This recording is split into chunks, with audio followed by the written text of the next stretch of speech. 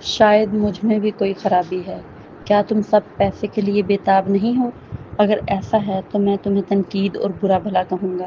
روزانہ مجھے سرجری کرنی پڑتی ہے اور اتنی بڑی کمپنی سنبھالنی پڑتی ہے۔ اس وجہ سے مجھ پر بے پناہ دباؤ رہتا ہے۔ اس کے علاوہ میرے والدین مجھ سے ہر وقت شکایت کرتے رہتے ہیں اور مجھے ڈانٹتے رہتے ہیں۔ اسی لیے میں دل کی بات کہہ دیتا ہوں، میں چیزوں کو چھپاتا نہیں ہوں۔ مجھے یقین ہے کہ تم سب نے پیٹھ پیچھے مجھے ضرور کوسا ہوگا، لیکن یہ ٹھیک ہے، مجھے پرواہ نہیں، کیونکہ میں تھکا ہوا ہوں اور بے سکون ہوں، تو کسی اور کو بھی خوشی محسوس نہیں کرنی چاہیے۔ اس وقت رانیہ کے پاس کہنے کو کچھ نہ رہا۔ اس نے اپنی پچھلی اور موجودہ زندگی میں کبھی بھی تنویر کو اتنا بولتے نہیں سنا تھا۔ اس نے نتیجہ نکالا کہ شاید تنویر کی شخصیت اس وقت سے انتہا پسندانہ ہو گئی تھی جب اس کا رانیہ سے تعلق ٹوٹ گیا تھا۔ مزید یہ کہ وہ زیادہ تر عورتوں کے ساتھ نظر آتا تھا جو انٹرٹینمنٹ انڈسٹری سے تعلق رکھتی تھیں۔ سچ تو یہ ہے کہ انٹرٹینمنٹ انڈسٹری میں پیسہ کمانا آسان تھا، لیکن ماحول بہت گندا تھا۔ مرد ہو یا عورت، بہت سے لوگ دولت، شہرت اور رتبے کی خاطر اپنی اصل پہچان بھول گئے تھے۔ لیکن یہ وہ وجوہات نہیں ہیں جن کی بنیاد پر تم نے مجھے زبردستی حاصل کیا، رانیہ نے سرد لہجے میں کہا۔ چونکہ مجھے تم پسند نہیں تھے، تمہیں مجھے مجبور نہیں کرنا چاہیے تھا۔ اس کے علاوہ میں رانیہ کی دوست ہوں۔ کیا تمہارے پاس ذرا سا اخلاقی معیار بھی نہیں؟ نہیں، تمہارے پاس تو وہ بھی نہیں۔ علیزہ، میرا مقصد تمہیں مجبور کرنا نہیں تھا۔ میں نے یہ اس لیے کیا کیونکہ جب میں تمہیں حاصل کرنے کی کوشش کر رہا تھا تو تم بہت زیادہ مزاحمت کر رہی تھی۔ تنویر کے شاندار چہرے پر ایک متضاد سا تاثر آیا۔ ایک طرف یہ شاید مرد کی فطری برائی ہے، جتنا تم مجھے رد کرتی تھی اتنا ہی میں تمہیں چاہنے لگتا تھا۔ دوسری طرف جب میں تمہیں دیکھتا تھا تو رانیہ یاد آ جاتی تھی۔ رانیہ کانپ اٹھی اور لمحے بھر کے لیے اس کا خون الٹا بہنے لگا۔ کسی طرح جب میں نے پہلی بار تمہیں دیکھا تو تمہاری آنکھوں نے مجھے رانیہ کی یاد دلائی۔ وہ واقعی بالکل ویسی ہی لگتی تھیں۔ تنویر نے سنجیدگی اور غور سے اس کی آنکھوں میں دیکھا۔ کیا تم نے محسوس نہیں کیا کہ جب بھی ہم بستر پر ہوتے تھے میں زیادہ تر تمہاری ناک اور ہونٹوں کو گھورتا رہتا تھا؟ اچانک رانیہ کو لگا جیسے اس کا دماغ ٹکڑوں میں بٹ گیا ہو۔ وہ ہمیشہ سوچتی رہی تھی کہ تنویر کو اس کا چہرہ ناپسند ہے، لیکن حقیقت یہ نکلی کہ وہ اسے رانیہ سمجھ کر دیکھتا تھا۔ نہیں، وہ خود رانیہ تھی۔ اصل میں وہ علیزہ سے بالکل مختلف تھی، لیکن چونکہ آنکھیں روح سے جڑی ہوتی ہیں، اسی لیے تنویر کو ان کی آنکھیں ایک جیسی لگتی تھیں۔ رانیہ نے اپنے دل میں ایک تلخی محسوس کی جو اسے دبا رہی تھی۔ ایسا لگ رہا تھا جیسے تقدیر اس کے ساتھ مذاق کر رہی ہو۔ اپنی موت سے پہلے وہ ہمیشہ سوچتی رہی تھی کہ تنویر اسے اتنا کیوں نفرت کرتا ہے اور اسے روندا کیوں ہے۔ لیکن پھر وہ مر گئی اور علیزہ کے چہرے کے ساتھ زندہ ہوئی، اور اب تنویر کہہ رہا تھا کہ اس کی آنکھیں رانیہ سے ملتی جلتی ہیں۔ رانیہ مر چکی ہے۔ جب تم نے اسے جیل بھیجا تھا تب ہی وہ مر گئی تھی۔ رانیہ نے اپنی کانپتی ہوئی حالت پر قابو پانے کی پوری کوشش کی اور صاف الفاظ میں کہا، میں رانیہ نہیں ہوں، اس لیے مجھے ستانا بند کرو۔ تم ٹھیک کہہ رہی ہو، تم رانیہ نہیں ہو۔ تنویر نے سر ہلایا اور کھڑا ہو کر آہستہ آہستہ اس کی طرف بڑھا۔ لیکن مجھے یہ بھی نہیں پتا کہ میں یہاں کیوں ہوں۔ جب میں جیل میں تھا تو واقعی تمہیں مار دینا چاہتا تھا، لیکن جب تم مجھے لاگاری کارپوریشن کے میٹنگ روم میں ری برن کے طور پر دکھائی دیں تو میں حیران اور پرجوش ہو گیا۔ کیا تم جانتی ہو کہ ایک بھیڑیا کیسا محسوس کرتا ہے جب وہ اپنا شکار دیکھتا ہے؟ علیزہ، کافی عرصے سے مجھے ایسا احساس نہیں ہوا تھا۔ میں نے رانیہ کے علاوہ کبھی تم جیسی عورت نہیں دیکھی۔ تنویر نے اپنے جذبات کو چھپانا چھوڑ دیا۔ مجھے بھی سمجھ نہیں آ رہا کہ میں تمہیں اتنی شدت سے کیوں چاہتا ہوں۔ رانیہ بالکل دنگ رہ گئی۔ وہ ہمیشہ سمجھتی تھی کہ تنویر اسے ناپسند کرتا ہے، لیکن اب اسے پتہ چلا کہ ان کے تعلق کے ٹوٹنے کی اصل وجہ میرا کی سازش تھی جس نے دونوں کو غلط فہمی میں ڈال دیا۔ ایسا لگ رہا تھا جیسے رانیہ اور تنویر کئی سالوں سے ایک ظالمانہ دائرے میں پھنسے ہوئے تھے۔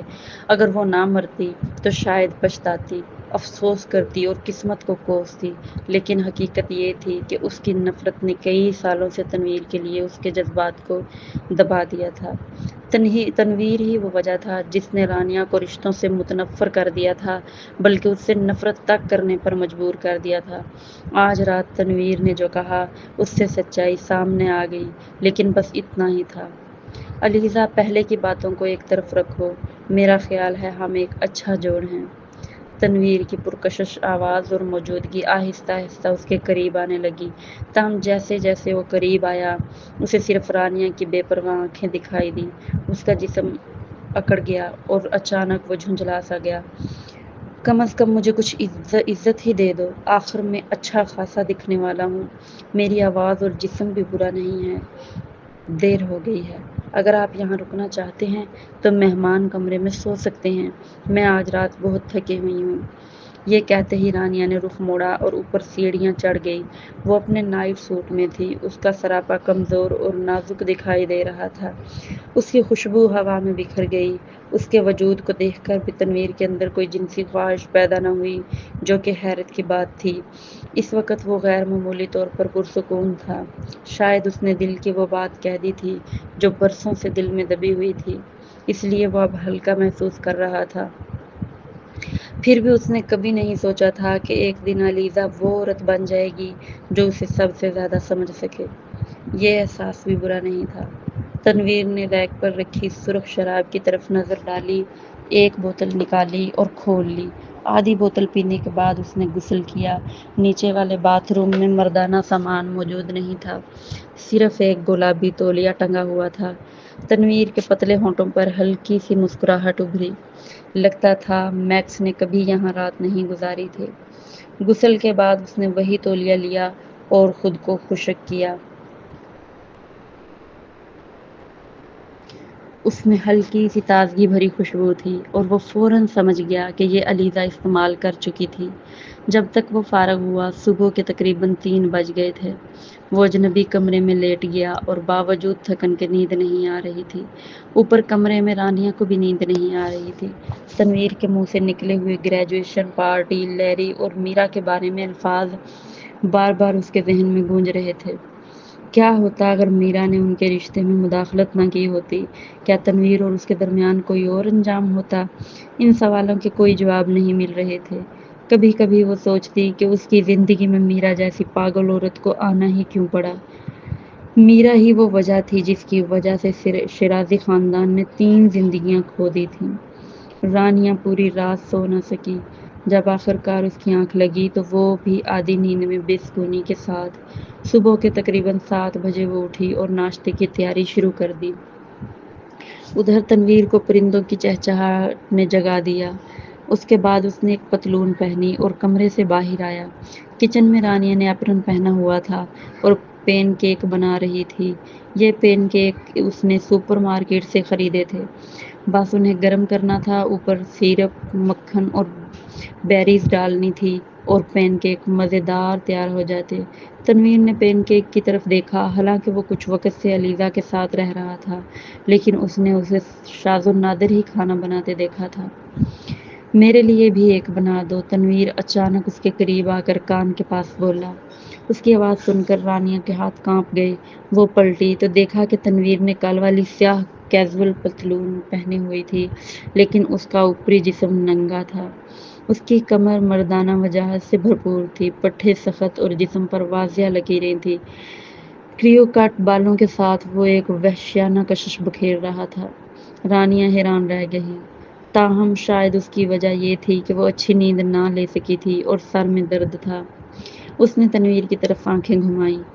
تم خوش قسمت ہو کہ میں نے تم سے رات بھر ٹہرنے کے پیسے نہیں لیے اور اب تم مجھ سے ناشتہ تیار کرنے کا کہہ رہے ہو، دماغ خراب ہے تمہارا؟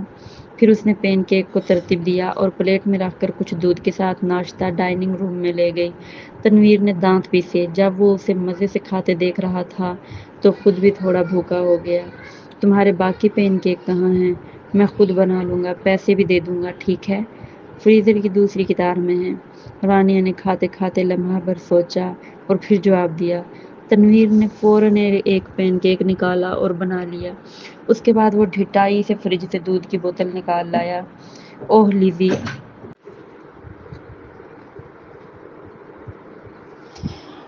اپنا کانٹیکٹ نمبر دے دو، میں تمہیں پیسے ٹرانسفر کر دوں گا۔ رانیہ نے فون نکالا، اس پر تھوڑا سا ٹائپ کیا اور ایک QR کوڈ دکھایا جس پر $23 لکھا تھا۔ بس یہ اسکین کر لو۔ تنویر کا چہرہ اتر گیا۔ کیا تم مر جاؤ گی اگر مجھے اپنا نمبر دے دو؟ نہیں، لیکن میں نہیں سمجھتی کہ اب ہمارے بیچ کسی قسم کا تعلق رکھنا ضروری ہے۔ رانیہ نے سنجیدگی سے اسے دیکھا۔ تنویر، تم نے کل مجھ سے بہت ساری باتیں کی اور میں مانتی ہوں کہ اب میں تم سے اتنی نفرت نہیں کرتی جتنی پہلے کرتی تھی، لیکن ہم کبھی ایک ساتھ نہیں ہو سکتے۔ کیا یہ اس لیے ہے کہ میں نے تمہیں زبردستی حاصل کرنے کی کوشش کی تھی؟ تنویر نے پوچھا۔ یہ بھی ایک وجہ ہے۔ کیا تم نے کبھی ایسی عورت دیکھی ہے جو اپنے ریپسٹ سے محبت کر بیٹھے؟ دوسری وجہ ہے رانیہ۔ رانیہ نے لمحہ بھر کے لیے توقف کیا اور پھر پیشانی پر بال ڈال کر کہا، اس کے علاوہ مجھے ان چیزوں سے گھن آتی ہے جن سے میں نفرت کرتی ہوں۔ شاید میں باقی زندگی نہ شادی کروں گی اور نہ ہی کسی کو بوائے فرینڈ بناؤں گی۔ تنویر حیران رہ گیا۔ اس کے خوبصورت باریک لب ذرا سے کھل گئے۔ وہ واقعی اس کے الفاظ سے ہکا بکا رہ گیا۔ کیا یہ ممکن ہے کہ میری وہ حرکت تمہیں ذہنی صدمہ دے گئی ہو؟ 50-50۔ بہرحال اس نے مجھے متنفر کر دیا، رانیہ نے سرد لہجے میں کہا۔ کیا تم نے خود نہیں جھیلا؟ اگر میں دوا نہ لوں تو ناقابل برداشت درد ہوتا ہے۔ تم نے ٹھیک کہا تھا کہ میں پتھر ہوں۔ تنویر نے دانت بھینچے اور طنزیہ انداز میں بولا، پہلے تم نے مجھے گندا کہا اور دعویٰ کیا کہ میں بستر پر برا ہوں، جبکہ اصل مسئلہ تمہارے اندر ہے، میرے اندر نہیں۔ نہیں، مسئلہ تم میں بھی ہے۔ تمہاری پرائیویٹ لائف بہت گندی تھی، مجھے بیماری لگنے کا ڈر رہتا تھا۔ اس کے علاوہ میں صفائی پسند ہوں۔ رانیہ نے بے رحمی سے کہا، میں بالکل ٹھیک ہوں، میں ان عورتوں کو ہاتھ نہیں لگاتا جنہیں بیماری ہو۔ تنویر نے سخت لہجے میں کہا، میں نے تو تمہارے اور مونٹے کے ماضی کی بھی پرواہ نہیں کی۔ کیا تم اور میں اتنے مختلف ہیں؟ ہم دونوں ورجن نہیں ہیں، ہمیں ایک دوسرے کو کمتر سمجھنے کا کوئی حق نہیں۔ ایک اور 10 یا 20 لوگوں کے درمیان فرق ہوتا ہے، ہم ایک جیسے کیسے ہو سکتے ہیں؟ رانیہ کے چہرے پر طنزیہ تاثر ابھرا۔ ذرا تصور کرو کہ تم باہر نکلو اور ایک جھنڈ مرد یہ دعویٰ کرے کہ انہوں نے ینگ ماسٹر لغاری کی عورت کے ساتھ تعلقات رکھے ہیں، بتاؤ تمہیں کیسا لگے گا؟ میں کوئی عوامی جائیداد نہیں ہوں۔ تنویر کے پاس الفاظ ختم ہو گئے۔ حرام ہے۔ اچانک اسے سمجھ ہی نہ آیا کہ کیا جواب دے۔ سنجیدگی سے کہہ رہی ہوں، مجھے ستانا چھوڑ دو، مجھے سنگین بیماری ہے۔ رانیہ نے بے تاثر ہو کر دودھ کا گھونٹ بھرا۔ میں پتھر ہوں، مجھے نہ بوسہ پسند ہے اور نہ ہی تعلقات، چاہے تم کتنا بھی زور ڈالو۔ بطور مرد تم چاہتے ہو کہ ایک عورت دوا کھائے تاکہ اپنی مردانگی ثابت کر سکو، تمہیں یہ ذلت انگیز نہیں لگتا؟ لیکن تم اور میکس، میں اسے صرف اپنا دوست سمجھتی ہوں۔ تنویر نے ہتھیار ڈال دیے۔ اس نے کبھی کسی عورت کے آگے ہار نہیں مانی تھی۔ علیزہ، اگر تم ٹھیک نہیں ہو تو کسی ماہر نفسیات سے مشورہ لے لو۔ کیا صرف اس لیے خود کو اس حال میں ڈالنا ضروری ہے کہ مونٹے نے تمہیں تکلیف دی؟ مجھے صرف مونٹے نے ہی نہیں بلکہ تم نے بھی تکلیف دی۔ خیر، میں کافی برے لوگوں سے گزر چکی ہوں، اکیلا رہنا ہی بہتر ہے۔ رانیہ نے پین کیک کا ایک نوالا لیا اور چبانے لگی۔ تنویر نے افسردگی سے اسے دیکھا۔ میں تمہارے لیے ایک ماہر نفسیات کا انتظام کر سکتا ہوں۔ ماہر نفسیات رکھنے کا کیا فائدہ؟ رانیہ نے طنز کیا، تاکہ میرا علاج ہو اور تم لطف اٹھا سکو۔ خیر، ہم سب لطف اٹھا سکتے ہیں، ہے نا؟ ٹھیک ہے، تنویر نے کہا، کیا تم بچہ نہیں چاہتی؟ میں کیوں بچہ چاہوں؟ 9 مہینے کا حمل آسان نہیں ہوتا اور بچہ تنگ بھی کر سکتا ہے۔ کیا اکیلا رہ کر اپنی زندگی گزارنا بہتر نہیں؟ یہ کہتے ہی رانیہ نے اچانک نظریں جھکا لی۔ اور پھر بچے کی کیا خوبی ہے؟ میں ایک پبلک فگر ہوں، چونکہ ہمارے تعلق نے اتنا شور مچایا ہے، بچہ سب کی باتوں کا موضوع بن جائے گا، لیکن قصور تو بچے کا نہیں ہوگا۔ اگر تم میرا بچہ پیدا کرو گی تو کوئی کچھ نہیں کہے گا۔ تمہارے ساتھ؟ رانیہ نے تقریباً آنکھیں گھمائیں۔ کیا میں پاگل ہوں؟ تنویر پھر اسی موضوع پر آ گیا۔ اس نے کہا، میں تمہارے لیے ماہر نفسیات کا بندوبست کر دوں گا، خرچ میں اٹھاؤں گا، بہترین ڈاکٹر لاؤں گا۔ ویسے بھی تمہاری بیماری کا تعلق مجھ سے ہے اور مجھے اس کی ذمہ داری لینی ہوگی۔ رانیہ نے دودھ کا گلاس زور سے میز پر رکھ دیا۔ اس وقت تک اس کا صبر ختم ہو چکا تھا۔ کیا میں نے تمہیں صاف صاف نہیں بتایا تھا؟ مجھے تعلقات میں دلچسپی نہیں ہے۔ اگر تمہیں ہے تو اس کا مطلب یہ نہیں کہ تم مجھے مجبور کرو۔ اور اب تم کہہ رہے ہو کہ میری بیماری کا تعلق تم سے ہے۔ حقیقت تو یہ ہے کہ تم بس میرے ساتھ سونا چاہتے ہو۔ تنویر، کیا مجھے یہ حق بھی نہیں کہ میں تمہیں انکار کر سکوں؟ اس عورت کی آنکھوں میں غصہ بھرا ہوا تھا۔ تنویر بھی چڑھنے لگا۔ علیزہ، ناشکری مت بنو۔ میں ڈاکٹر ہوں اور علاج سے بھاگنا نقصان دہ ہے۔ نقصان کی کیا بات ہے؟ اس دنیا میں اتنی عورتیں ہیں جو ساری عمر اکیلی رہتی ہیں۔ کیا ہمارے لیے مرد حاصل کرنا لازم ہے؟ رانیہ نے گہری سانس لی۔ تنویر، میں تمہیں کہہ رہی ہوں چھوڑ دو، کیونکہ میں کبھی تمہارے ساتھ نہیں ہوں گی۔ یہ ناممکن ہے۔ اس کی وجہ سے ناشتہ کرنے کا بھی دل نہ رہا۔ اگر تم یہاں رکنا چاہتے ہو تو مجھے پرواہ نہیں، لیکن مجھے کام پر جانا ہے۔ تم سکون سے بیٹھ کر اکیلے ناشتہ کر لینا۔ یہ کہہ کر وہ اوپر جا کر کپڑے بدلنے لگی۔ تنویر نے اس کے وجود کو گھورا۔ یہ کتنا جھنجھلانے والا تھا، لعنتی جھنجھلاہٹ۔ رانیہ سے بچھڑنے کے بعد کم ہی ایسا ہوا تھا کہ اس کا دل سنجیدہ رشتہ بنانے کو چاہا ہو، لیکن سامنے والی تو پتھر نکلی۔ تنویر نے مان لیا کہ وہ اب بھی ایک پتھر کو ہلانے کے قابل نہیں تھا، اس لیے اس نے اداسی سے ناشتہ ختم کیا اور لمبی سانس لی۔ سوچ کر ہی حیرت ہوئی کہ وہ اتنی نفرت کرتی ہے۔ آخر اسے اپنی عزت نفس کی بھی پرواہ تھی۔ وہ سمجھ ہی نہیں پا رہا تھا کہ علیزہ رشتوں سے اتنی متنفر کیوں تھی، جبکہ یہ چیز کتنی حسین ہوتی ہے۔ کیا مونٹے واقعی بستر پر اتنا برا تھا کہ اس نے اسے صدمہ پہنچایا؟ یہ ممکن تھا۔ دور ایک ہوٹل میں کام کر رہا مونٹے اچانک چھینک مار بیٹھا۔ لعنت! کون اس کے بارے میں سوچ رہا تھا؟ کیا وہ علیزہ تھی؟ مونٹے نے فوراً علیزہ کا نمبر ملایا۔ لیزی، چلو رات کا کھانا ساتھ کھاتے ہیں، میں تمہیں یاد کر رہا ہوں۔ کیا تمہارا اپنی گرل فرینڈ سے بریک اپ ہو گیا ہے؟ تنویر کی وجہ سے پہلے ہی خراب موڈ میں بیٹھی رانیہ نے مونٹے کو جھاڑ دیا۔ ابھی نہیں۔ مونٹے شرمندہ سا ہو گیا۔ جیسا کہ تم جانتی ہو، ہماری منگنی ہو چکی ہے تو شادی توڑنا آسان نہیں، لیکن میں اس کو حل کرنے کی کوشش کر رہا ہوں۔ بلکہ میں نے اپنے والد کو بھی بتا دیا۔ اس نے غصے میں مجھے تھپڑ مار دیا اور اب میرے چہرے پر درد ہے۔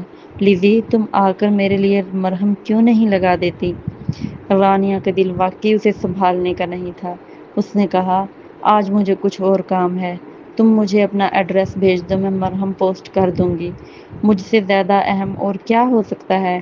مونٹے رانیہ کے جواب سے خوش تو تھا، لیکن پھر بھی ترش لہجے میں پوچھ بیٹھا۔ میں تمہیں نہیں بتاؤں گی، رانیہ نے فوراً جواب دیا۔ اس کی آواز میں ذرا سی مصنوعی رعونت سن کر مونٹے کا دل پگھل گیا۔ وہ سمجھتا تھا کہ پہلے علیزہ بہت نرم مزاج تھی، اس لیے وہ خوش ہوا کہ اب وہ اپنی رعونت بھی دکھا رہی ہے۔ واقعی تھوڑے سے فاصلے سے رشتے میں تازگی آ سکتی ہے۔ اچھا مت بتاؤ، لیکن میری پیٹھ پیچھے دوسرے مردوں کے زیادہ قریب مت ہونا، اس نے سختی سے تنبیہ کی۔ میرا خیال ہے کہ جس آدمی نے تمہیں اس رات گھر چھوڑا تھا وہ تم میں دلچسپی رکھتا ہے۔ وہ ریان کا دوست تھا، رانیہ نے گاڑی میں بیٹھتے ہوئے فون پر ڈرامہ کیا۔ وہ وہی بلائنڈ ڈیٹ تھا جو ریان نے کچھ عرصہ پہلے میرا تعارف کروایا تھا۔ یہ جواب سن کر مونٹے حیران رہ گیا اور فوراً اداس ہو گیا۔ لیزی، کیا تم یہ جان بوجھ کر کر رہی ہو؟ مانتا ہوں تم نے مجھے حسد میں جلا دیا ہے، بری طرح جلا دیا ہے۔ رانیہ خاموش رہی۔ اس کا مقصد ایسا تاثر دینا نہیں تھا۔ لیزی، اگرچہ مجھے معلوم نہیں کہ وہ آدمی کون ہے، لیکن ریان کا کوئی دوست عام شخص نہیں ہو سکتا۔ جو لوگ سیاست میں ہوتے ہیں وہ اپنی شریک حیات کے معاملے میں زیادہ سخت ہوتے ہیں۔ میں نے کئی سیاستدان دیکھے ہیں جن کا کیریئر صرف اس وجہ سے تباہ ہو گیا کہ انہوں نے اداکاراؤں سے شادی کر لی۔ ہم بزنس مین کے لیے یہ سب آسان ہوتا ہے جب تک کہ ہم کمانے اور فراہم کرنے کی صلاحیت رکھتے ہوں۔ والدین کے دباؤ کے علاوہ یہ تمہارے کیریئر پر کوئی اثر نہیں ڈالے گا، اس نے نرمی سے کہا۔ میں نہیں چاہتا کہ تم دوبارہ تکلیف اٹھاؤ، سمجھ رہی ہو نا؟ مجھے یہ سب کہنے کی ضرورت نہیں، مجھے وہ پسند ہی نہیں۔ رانیہ نے سیٹ بیلٹ باندھ لی۔ مجھے لگتا ہے وہ بہت سانولا ہے، مجھے نرم خو اور نفیس لوگ زیادہ پسند ہیں۔ یہ سن کر مونٹے خوشی سے نہال ہو گیا۔ اس کے پاس تو وہی جینٹل مین والا انداز تھا۔ بالکل ٹھیک کہا، جینٹل مین زیادہ خیال رکھنے والے ہوتے ہیں۔ وہ آہستہ سے ہنسنے لگا۔ مجھے ڈرائیو کرنا ہے، پھر بات ہوگی۔ رانیہ کو مونٹے سے مزید بات کرنے کا موڈ نہیں تھا۔ جیسے ہی مونٹے نے فون بند کیا، وہ خوشی خوشی پریزیڈینشیل سویٹ کی طرف ہیوگو سے ملنے چلا گیا۔ بیل بجی تو ہیوگو نے دروازہ کھولا اور جمائی لی۔ ینگ ماسٹر جیف، آپ کل رات کہاں گئے تھے؟ میں نے تو آپ کو پب چلنے کی دعوت دینی تھی۔ مونٹے بڑی مسکراہٹ کے ساتھ اندر داخل ہوا۔ میں اپنے پرانے کلاس فیلوز کے ساتھ ڈنر پر گیا تھا۔ ہیوگو نے معنی خیز انداز میں مسکراتے ہوئے پوچھا، آپ کا چہرہ سوجا ہوا کیوں لگ رہا ہے ینگ ماسٹر پیٹرسن؟ پوچھو ہی مت، میرے والد نے مجھے تھپڑ مارا۔ اس نے ہلکے سے اپنا چہرہ سہلایا اور منہ بنا لیا۔ میں شادی ختم کرنا چاہتا تھا۔ کیا آپ کے والد لیلین کو بہو بنانے پر اتنا بضد ہیں؟ ہیوگو کو اس پر سخت اعتراض تھا۔ وہ پیسہ پانی کی طرح بہاتی ہے اور ٹینر خاندان اسے روکنے کے بجائے آپ کی دولت پر پل رہا ہے۔ میرے والد کو بھی اس کا خرچ کرنے کا طریقہ پسند نہیں ہے۔ مونٹے نے آہ بھری، لیکن بزنس پچھلے دنوں اتنا اچھا نہیں چل رہا۔ ینگ ماسٹر جیفس، جو کولیبریشن ہم نے ڈسکس کیا تھا، میں نے اپنے والد سے بات کی ہے۔ انہوں نے کہا کہ پیٹرسن کے ہوٹلز آسٹریلیا میں اچھی پوزیشن رکھتے ہیں، اس لیے آپ کے خاندان کے ساتھ کولیبریشن میں کوئی بڑی مشکل نہیں ہونی چاہیے۔ پھر ہیوگو نے سوچتے ہوئے کہا، لیکن ینگ ماسٹر پیٹرسن، یہ نیو کیسل نہیں ہے، اگر کچھ ہوا تو؟ میں تو بس بیچ کا آدمی ہوں جو کمیشن کمانا چاہتا ہے۔ مونٹے نے زبردستی مسکرا کر کہا، فکر نہ کریں، کوئی مسئلہ نہیں ہوگا۔ میں نے تو ایک کمپنی بھی بنا لی ہے جو وقت آنے پر کلائنٹس کو انٹرنیشنل پیمنٹ سروسز فراہم کرے گی۔ ویسے بھی یہ زیادہ دیر تک نہیں چلنا۔ جب میں بڑے بڑے اکاؤنٹس ہمارے ہوٹل کے ساتھ باندھ لوں گا تو انہیں لازماً ہمارے ساتھ کام کرنا پڑے گا۔ برا نہیں ینگ ماسٹر پیٹرسن، ہیوگو نے انگوٹھا اوپر کر دیا۔ آپ میں جتنا حوصلہ ہے، مجھے یقین ہے کہ پیٹرسن کارپوریشن آپ کی قیادت میں بہت آگے بڑھے گی۔ آپ کی باتوں کا شکریہ، مجھے بھی یہی امید ہے۔ مونٹے کے جانے کے بعد ہی ہیوگو نے صبرین کا نمبر ملایا۔ مس یزدانی مچھلی کانٹے میں پھنس گئی ہے۔ یہ اچھی بات ہے، شکریہ ینگ ماسٹر جیفس۔ کوئی بات نہیں، آپ کے ساتھ کام کرنا میرے لیے باعث فخر ہے۔ ہیوگو کو اچانک اپنے والد کی رات والی کال یاد آئی، جس میں انہوں نے خوشی خوشی بتایا تھا کہ ان کا کوسٹنز فیملی کے ساتھ پارٹنرشپ کامیابی سے طے پا گئی ہے۔ والد اس قدر خوش تھے کہ انہوں نے ہیوگو کی خوب تعریف بھی کی۔ ہیوگو کو اپنے والد سے اس طرح کی تعریف سنے ہوئے کافی عرصہ ہو گیا تھا۔ ایسا مت کہیں، نیا بے اور نیو کیسل کی انٹرٹینمنٹ سرگرمیاں ایک جیسی ہیں، اس لیے پارٹنرشپ سے ہمارا بزنس مزید بڑھے گا۔ صبرین نے مسکراتے ہوئے کہا، آگے بھی ہمیں آپ پر بھروسہ رہے گا۔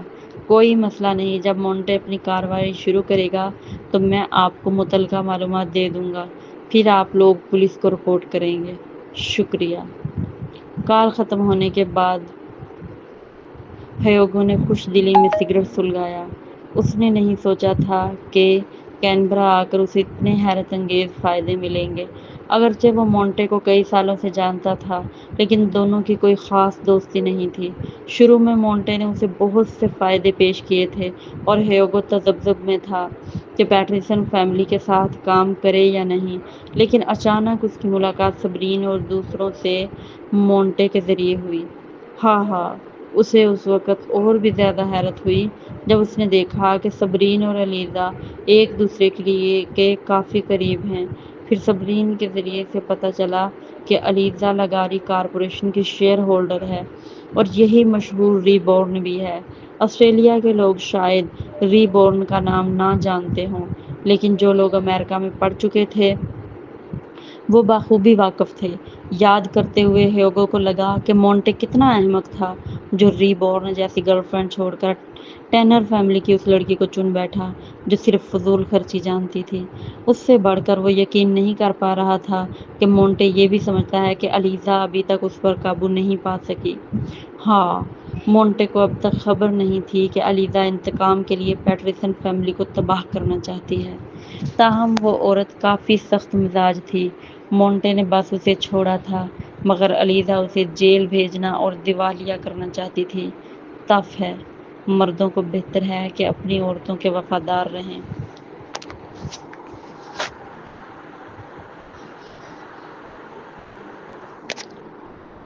ہسپتال میں تنویر اور ہسپتال کے ڈائریکٹر میٹنگ روم سے باہر نکلے۔ ینگ ماسٹر لغاری، واپس جا کر اس برین سرجری کو اچھی طرح سے پڑھ لیں، ڈائریکٹر نے تھکے ہوئے لہجے میں کہا۔ میں جانتا ہوں آپ آج کل مصروف ہیں، لیکن شاید پورے ہسپتال میں یہی ایک آپ ہیں جو یہ سرجری کر سکتے ہیں۔ میں یہ سرجری کر لوں گا، لیکن کامیابی کا صرف 10% امکان ہے۔ مریض کے گھر والوں کو یہ بات واضح کر دیں۔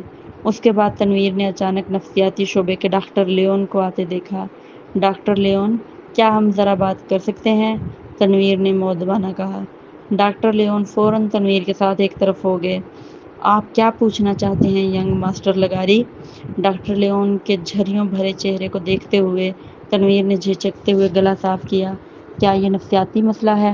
اگر ایک عورت اپنے سابق بوائے فرینڈ سے تکلیف پانے کے بعد مردوں کے لمس سے انکار کرنے لگے اور ان چیزوں میں بالکل دلچسپی نہ رکھے۔ ڈاکٹر لیون سوچ میں پڑ گئے۔ واہ، صدر لغاری کی توانائی تو دیکھو، ابھی جیل سے باہر آئے ہیں اور پہلے ہی ایک نیا ہدف بنا لیا۔ نوجوان واقعی جوش و جذبے سے بھرے ہوتے ہیں۔ کیا یہ عورت سب کے ساتھ یہی رویہ رکھتی ہے یا صرف آپ کے ساتھ؟ میرا مطلب ہے کیا وہ باقی مردوں کے ساتھ بھی ایسا ہی برتاؤ کرتی ہے؟ ڈاکٹر لیون نے ہمت کر کے پوچھا۔ تنویر موٹی چمڑی کا مالک تھا، اسے پرواہ نہیں تھی کہ ڈاکٹر کیا سوچ رہا ہے۔ وہ سب مردوں کے ساتھ یہی کرتی ہے۔ وہ نہ تعلق بنانا چاہتی ہے اور نہ ہی بچہ۔ شاید اس نے کوئی ایسا منفی صدمہ جھیلا ہے جس کی وجہ سے رشتوں سے ذہنی طور پر ٹوٹ گئی ہے اور اس کا مردوں میں مکمل طور پر دلچسپی ختم ہو گئی ہے۔ بہتر یہ ہے کہ آپ اسے یہاں لے کر آئیں تاکہ پتہ چلے معاملہ کتنا سنگین ہے۔ اگر زیادہ سنگین نہ ہو تو میں تجویز کروں گا کہ وہ مثبت رومانوی فلمیں زیادہ دیکھے تاکہ اس کا ذہن بدلے اور سمجھے کہ سب مرد بد کردار نہیں ہوتے۔ تنویر نے بھویں سکیڑ لی۔ وہ چیک اپ کروانے پر راضی نہیں ہے۔ یہ عام بات ہے، بہت سی عورتیں یہ نہیں سمجھتی کہ ان میں کوئی مسئلہ ہے، خاص طور پر وہ جو پہلے تکلیف سہ چکی ہوں۔ وہ یہ تک سوچتی ہیں کہ مخالف جنس سے تعلق سے بچنے سے انہیں کم نقصان ہوگا۔ بنیادی طور پر یہ ایک قسم کا سیلف ڈیفینس ہے۔ ڈاکٹر لیون نے کچھ دیر سوچا اور تنویر پر پیچیدہ نگاہ ڈالی۔ اصل میں اگر آپ کو ایسی عورت ملے تو آپ کو اس سے فاصلہ رکھنا چاہیے۔ ڈاکٹر لیون نے گہری سانس لی اور ہمت جمع کی۔ بطور ایک شاندار ماہر نفسیات اسے لگا کہ اس عورت کو بچانا اس کا فرض ہے۔ ایسی عورتوں کو پہلے مردوں سے صدمہ ملا ہوتا ہے اور وہ انہی کے ہاتھوں زخمی ہوئی ہوتی ہیں۔ اگر وہ دوبارہ تعلقات میں تکلیف سہتی ہیں تو ان کی حالت مزید بگڑ سکتی ہے۔ وہ بگڑ کر انتہا پسند بھی ہو سکتی ہے۔ اگر معاملہ سنگین ہوا تو وہ خود کو نقصان پہنچا سکتی ہے یا دوسروں کو۔ اس لیے میں سمجھتا ہوں کہ آپ کو ایسی عورت سے اس کے اور اپنے تحفظ کے لیے دور رہنا چاہیے۔ تنویر ہنس پڑا۔ ڈاکٹر لیون، کیوں نہ سیدھے الفاظ میں کہہ دو کہ میرے جیسے گھٹیا آدمی کو اس عورت کو نقصان نہیں پہنچانا چاہیے۔ ڈاکٹر لیون کانپ گیا۔ اسے اتنی ہچکچاہٹ ہوئی کہ پسینہ آنے لگا۔ پریزیڈنٹ لغاری، میرا یہ مطلب نہیں تھا۔ ٹھیک ہے، اور کچھ مت کہو، میں سمجھ گیا۔ پورے آسٹریلیا کو معلوم ہے کہ میں ایک گھٹیا انسان ہوں۔ تمہاری باتوں میں کوئی غلطی نہیں ہے۔ تنویر نے ڈاکٹر لیون کے کندھے پر ہاتھ رکھا۔ تم ایک اچھے ماہر نفسیات ہو۔ ڈاکٹر لیون میرا جیسا نہیں تھا، جو خود بھی ماہر نفسیات ہونے کے باوجود ہر طرح کی برائیاں کرتی تھی۔ ڈاکٹر لیون نے زبردستی مسکرا دیا۔ اس کا دل پریشان تھا۔ خوش قسمتی سے تنویر نے مزید کچھ نہیں کہا، اس کا شکریہ ادا کیا اور وہاں سے نکل گیا۔ اسپتال کی پارکنگ میں کار میں بیٹھتے ہی تنویر نے اپنی قمیض کا کالر ڈھیلا کیا۔ وہ جھنجھلاہٹ محسوس کر رہا تھا۔ اچانک اس کا دل چاہا کہ کسی سے بات کرے۔ اس نے اپنے کانٹیکٹس کھنگالے۔ آخر کار وہ صرف شہزام کو کال کر سکا۔ آج رات شراب پیتے ہیں۔ مجھے پہلے اپنی بیوی کو بتانا ہوگا اور دیکھنا ہوگا کہ وہ اجازت دیتی ہے یا نہیں، شہزام نے کہا۔ تنویر نے دانت پیسے۔ کیا تم اتنے ڈرپوک خاوند ہو؟ کیا تمہیں بھی پتہ چلا؟ شہزام ہنسا۔ میں اپنی بیوی کو ناراض نہیں کر سکتا۔ تنویر نے ٹھنڈی سانس بھری۔ ان کی دوستی ایک دن ختم ضرور ہو جائے گی۔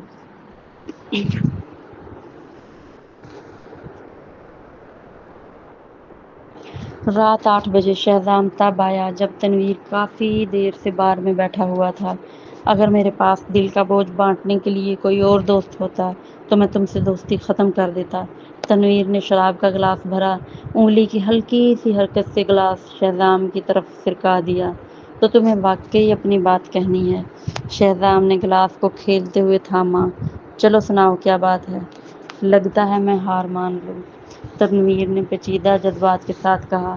جیل سے نکلنے کے بعد میں نے قسم کھائی تھی کہ علیزہ سے بدلہ لوں گا۔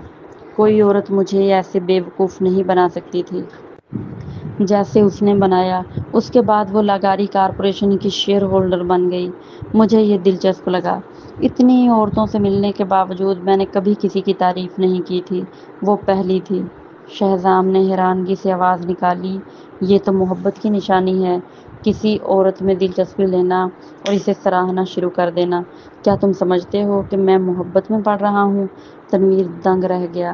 چاہے نہیں پڑے ہو، لیکن راستے پر تو آ ہی گئے ہو، شہزام نے اپنے تجربے سے رائے دی۔ میں نے پہلے ہی کہا تھا کہ علیزہ سے دور رہو اور زیادہ ملوث مت ہو۔ کیا پچھلے دنوں جب تم اس کے بارے میں سوچتے ہو تو جھنجھلاہٹ ہوتی ہے، لیکن پھر بھی اسے دیکھنے کا دل کرتا ہے؟ اوہ ہاں، ویسے مجھے پتہ چلا ہے کہ تم ہر رات اس کے ولا کے علاقے میں جاتے ہو اور لوگوں کو تنگ کرتے ہو۔ تنویر چونک گیا، پھر جھینک گیا۔ تمہیں کیسے پتہ چلا؟ شہزام نے آہ بھری۔ تم بار بار علیزہ کو تنگ کرتے ہو، اسی لیے آج اس نے صبرین سے پوچھا کہ کیا وہ سوری فیملی کے مینر میں کچھ دن رہنے آ سکتی ہے۔